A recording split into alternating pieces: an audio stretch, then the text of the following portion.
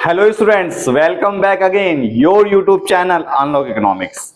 मैं दीपक सर वापस से आप लोगों का स्वागत करता हूं अपने यूट्यूब चैनल पर। यहां पर हम लोग 11th class 12th class business study economics की स्टडी कर रहे हैं और बहुत इंपॉर्टेंट टॉपिक को हम डिस्कस करते रहते हैं समय समय पर। आज का टॉपिक हम लोगों का इंडियन इकोनॉमिक डेवलपमेंट का है। Indian economy on the eve of independence part 3 चलेगा। सीबीएसई को क्लास 12th के लिए बहुत ज्यादा इंपॉर्टेंट टॉपिक होने वाला है। अगर आप लोगों ने चैनल को सब्सक्राइब नहीं करा, सब्सक्राइब कीजिए, बेल आइकन दबाइए और ज्यादा क्या कीजिए, शेयर कीजिए। थोड़े से बाल खराब हो रखे हैं, कोई बात नहीं, दीपक सर आपके स्मार्ट है, ठीक है। अब देखो, हमने पिछली क्लास के अंदर आप लोगों के लिए फॉरेन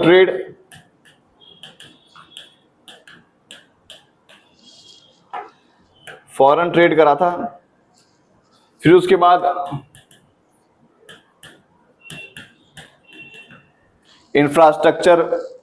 स्ट्रक्चर करा था, ऑक्यूपेशनल स्ट्रक्चर करा था। आज की क्लास के अंदर हम लोगों का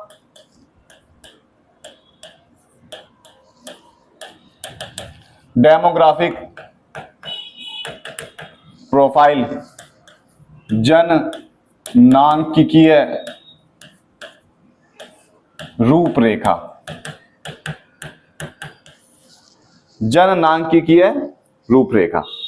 ये वाला टॉपिक चलेगा। आप लोगों ने चैनल को सब्सक्राइब नहीं करा, सब्सक्राइब कीजिए, बेल आइकन दबाइए और ज्यादा क्या कीजिए, शेयर कीजिए। इकोनॉमिक्स की हम लोगों ने 12th क्लास इकोनॉमिक्स की बहुत अच्छी प्लेलिस्ट बनाई है, डीपली स्टडी कराई जा रही है, ठीक है। 13-14 उसमें क्लासेस हो चुकी है। अगर आप लोगों ने चैनल क्लास नहीं देखी तो 2x स्पीड से 1.5x स्पीड से आप लोग उस क्लास को पूरा देखें, प्लेलिस्ट पूरा देखें, आप लोगों को बहुत अच्छे समझ में आएगा, ठीक है। क्योंकि हम लोग इस चैनल पर हिंदी मीडियम और इंग्लिश मीडियम दोनों को पढ़ाते हैं। बहुत सारे चैनल ऐसे हैं या हैं ही नहीं, सिर्फ इंग्लिश मीडियम को पढ़ाएंगे, हिंदी मीडियम को बहुत कम लोग पढ़ाते हैं, हम दोनों पढ़ाएंगे। डेमोग्राफिक प्रोफाइल जननांकिकीय रूपरेखा के अंदर सबसे पहला पॉइंट है बर्थ रेट, जन्म दर। स्वतंत्रता प्राप्ति के समय जो बर्थ रेट था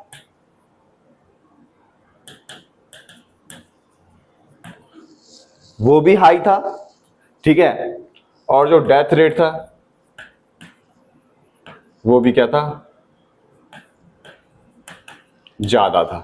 बर्थ रेट 1000 में जो रेट बनाया जाता है वो 1000 से बनाया गया।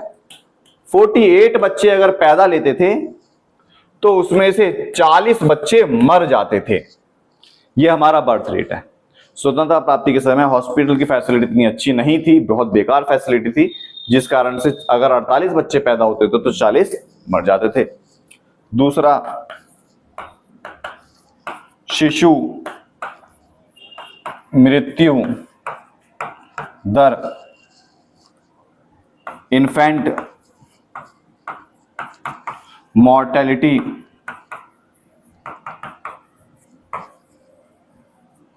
रेट। शिशु मृत्यु दर होता है जिनकी एज 1 ईयर से कम होती है, ठीक है। ये भी उस समय में 1000 बच्चों में से 218 बच्चे मर जाते थे। जो 1 साल से कम के जो बच्चे होते थे उसमें से 1000 में से 218 बच्चे क्या हो जाते थे, मर जाते थे। और अगर हम आज प्रेजेंट की बात करें, प्रेजेंट में 33 बच्चे आज भी मर जाते हैं। हॉस्पिटल की फैसिलिटी अच्छी नहीं मिल पाती, गांव मोहल्ले में घर में डिलीवरी करवा लेते हैं, जिस कारण से वो मर जाते हैं। समझ में आया, ठीक है।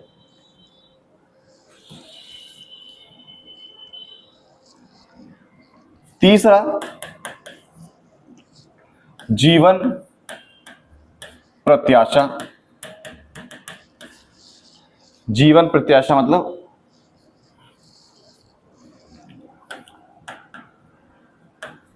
एवरेज एज स्वतंत्रता प्राप्ति के समय 1947 के आसपास जो इंसान जिंदा रहते थे सिर्फ 33 साल तक जिंदा रहते थे, इसके अप्रोक्स। ठीक है, और अगर हम आज प्रेजेंट की बात करें उसमें 69 वर्ष अप्रोक्स के आसपास जिंदा रहते हैं। समझ में आया? तो ये हमारा डेमोग्राफिक प्रोफाइल चल रहा है। आप लोगों को क्या करना है, चैनल को सब्सक्राइब जरूर करना है। ठीक है, फिर उसके बाद फोर्थ पॉइंट है हमारा जीवन प्रत्याशा के बाद लिटरेसी रेट, साक्षरता दर। उस समय हमारे देश में 1947 के आसपास हमारे देश में मात्र 16% लोग पढ़े लिखे थे। 16% लोग पढ़े लिखे थे। आज अगर हम परसेंट की बात करें, ये लगभग 74% के आसपास लोग पढ़े लिखे हैं। समझ में आया? तो डेमोग्राफिक प्रोफाइल में क्या बताया हम लोगों ने? डेथ रेट बताया, बर्थ रेट बताया, इन्फेंट मोर्टेलिटी रेट बताया, लिटरेसी रेट बताया और एवरेज एज बताई। हिंदी में जन्म दर, मृत्यु दर, शिशु मृत्यु दर, साक्षरता दर और जीवन प्रत्याशा, कितने साल तक लोग जिंदा रहते हैं, हमने ये डिस्कस करा। आगे देखते हैं क्या है। आगे है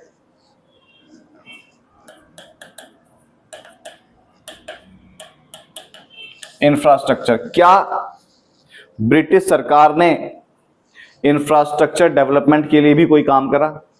हाँ करा। रेलवे लेकर आए। रेलवे लेकर आने से देश के लोगों को रोजगार मिला। उन्होंने हमारे देश में शिप पोर्ट का निर्माण करा। रेलवे शिप पोर्ट मतलब बंदरगाह। ठीक है, पोस्ट एंड टेलीग्राम मतलब उन्होंने पोस्ट ऑफिस का निर्माण करा। ठीक है, इससे क्या हुआ? और बिजली की सुविधा, उन्होंने कुछ एरिया में बिजली की सुविधा का भी निर्माण करा।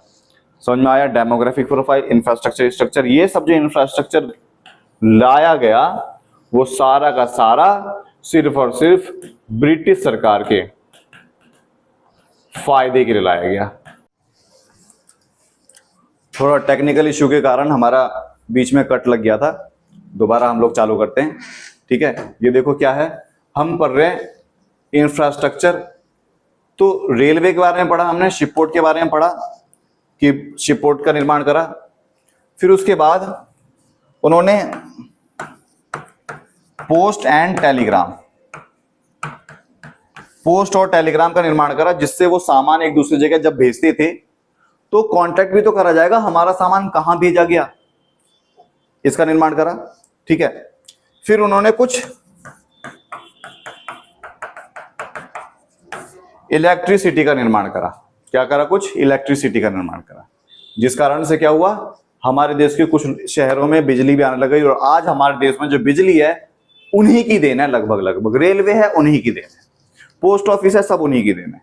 समझ में आया? अब लास्ट टॉपिक जो है positive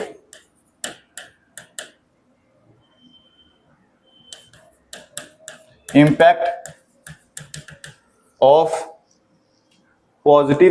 of British government. British सरकार के कुछ पॉजिटिव इंपैक्ट क्या थे? इसमें तुम्हारा सबसे पहला है कमर्शियल फार्मिंग, मतलब व्यापारिक खेती।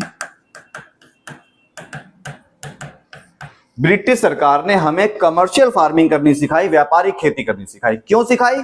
क्योंकि जो हमारे देश के जो किसान थे वो किसान सब्सटेंशियल फार्मिंग करते थे, निर्वाह खेती करते थे। ये सब्सटेंशियल फार्मिंग, निर्वाह खेती वो खेती होती है जो सिर्फ अपना पेट पालने के लिए करा जाता है, जो सिर्फ अपना पेट पालने के लिए करा जाता है। ठीक है, तो इन्होंने हमें व्यापारिक खेती करनी सिखाई, नील की खेती, कपास की खेती, जूट की खेती वो सिखाई। दूसरा, एम्प्लॉयमेंट दिया, हमारे देश के लोगों को रोजगार मिला। ठीक है, हमारे देश में जो सड़कें बनाई गई, रोड बनाए गए, ठीक है, रेलवे का निर्माण करा, इसमें जो काम करने वाले लोग थे वो हमारे देश के ही लोग थे। क्या हुआ? रोजगार मिला। तीसरा, मॉनेटरी पॉलिसी, मौद्रिक मुद्रा का प्रवाह। हमारे देश के अंदर पहले वस्तु विनिमय प्रणाली चलता था, बार्टर सिस्टम चलता था, वस्तु विनिमय प्रणाली। ठीक है, वस्तु विनिमय प्रणाली, बार्टर सिस्टम चलता था, और इन्होंने हमारे देश में मुद्रा लेकर आए, हमें मुद्रा से व्यापार करना सिखाया। फिर फोर्थ पॉइंट है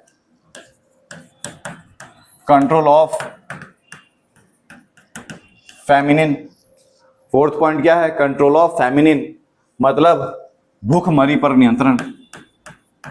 भूखमरी पर नियंत्रण।